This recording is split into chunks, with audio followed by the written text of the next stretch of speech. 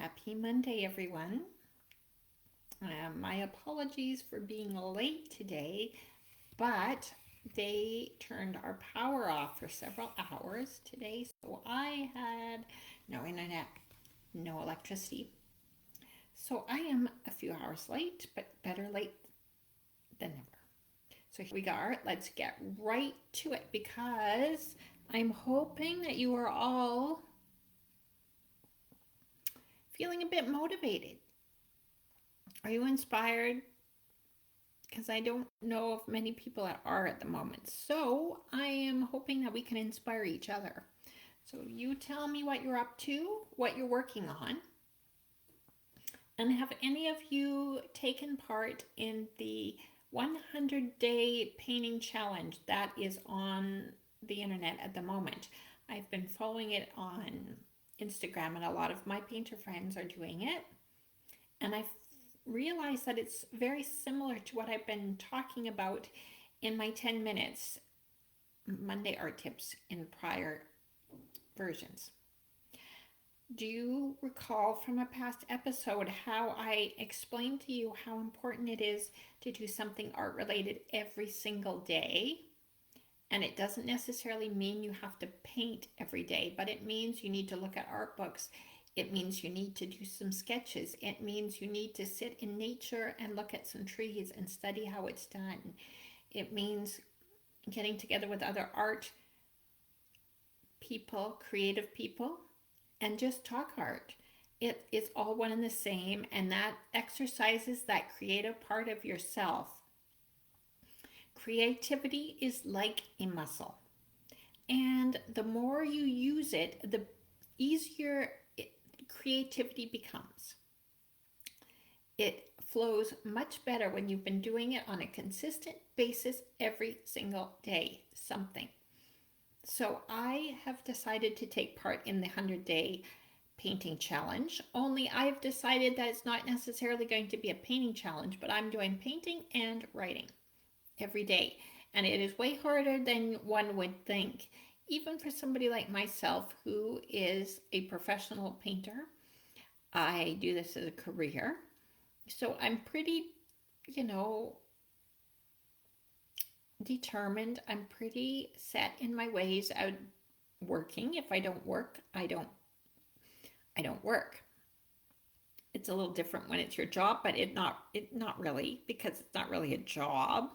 I love to do what I do, but I want to tell you that even for me, it is a challenge. Like today, for example, it's been one of those days where the phone rang like at 8:30 in the morning, and it's been ringing a few times, and this, that, and the other. And then I went to do my minutes here, and the power went off. And then, all these things, one thing led to another, and I have not painted. I was going to do my 10 minutes at 1 o'clock and then go right to the easel. That did not happen. So I'm going to head to my notebook in a little bit here, and I'm going to do some writing.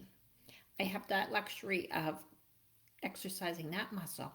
I want you to keep it in mind that painting and being creative is a muscle that you are exercising. Think about when you go to the gym, and the first day back to the gym, it's really a grind. And then by the time you've done it a few times, you get the adrenaline rush, and it's a great thing, and it's awesome, and things flow easier at the gym. Painting and creating art is just like that. You need to keep at it on a regular basis, every day. And the more you do, the easier it gets, the more it flows. So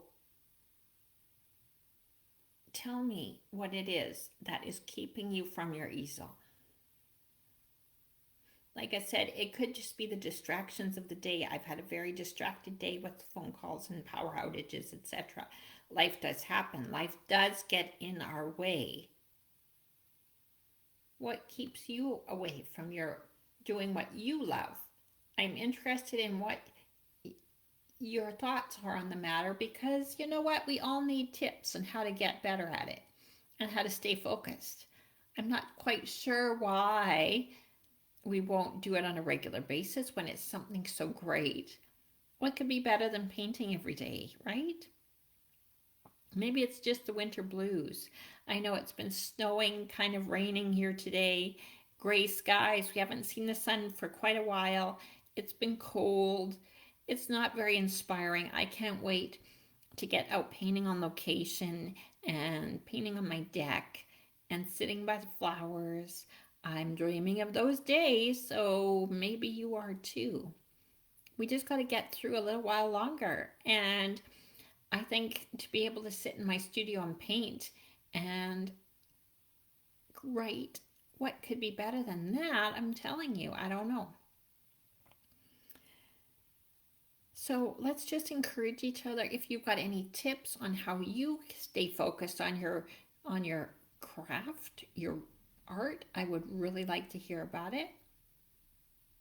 Are any of you doing that 100-day challenge? I would also like to see what you're up to. And I have been finishing off paintings, to be honest. I remember talking in a previous episode about how I am the type of artist that likes to start several paintings all at once. And then I'll sit in my studio with half-finished paintings, and they'll just sit there for quite a while. And then all of a sudden I will get inspired to finish them. And that's a happy day. It's a lot of fun when you suddenly get to finish them and sign them. And the painting, right? That one just got finished, and I haven't even posted it on my website yet, so you guys are getting a sneak preview. I've posted it quite a few years ago, half finished, and now it's done, and I'm very pleased. The one under it is my peonies, which will probably be finished tomorrow. Just a few more strokes, so that takes part of my 100-day painting challenge because I will be painting several more paintings. It's always fun to finish off old ones that have been on the go for a while. Not all artists are like that. Some of my students like to start a painting and they won't go on to the next painting until it's completely finished and signed. Are you like that? What is your process? We all have a process. We all have our way. And there's no right or wrong way as long as you get there in the end. Even when I'm starting painting after canvas and I don't finish it for a long time, I'm okay with that. It doesn't bother me because I know one day I will indeed get it finished. Or if the painting is not good enough, I will get rid of it. It's also very important to get rid of the paintings that simply do not work for you. If the mood has passed on or it's not up to your quality, if you've progressed, then just get rid of the canvas. You can always rip the canvas off the stretcher bars and then restretch a new piece onto the bars. It's not a waste. It was a learning canvas. Strangely enough, I just saw myself in the camera and I look like my dad for a moment there. A lot of people tell me I look like my dad. Sorry to get a little distracted there. I also wanted to say a big thank you to all of the people that watched last week's 10-Minute Monday, where I got a bit more personal, filled you in a little bit about who I am and my reflections on the 50 years that I've been on this planet. And I realized that a lot of people I know are watching these videos because they know me and they love me. And they aren't necessarily interested in my art tips, but they like to see how I'm doing. And I really appreciate every one of you watching these each week. And I thank you for your feedback.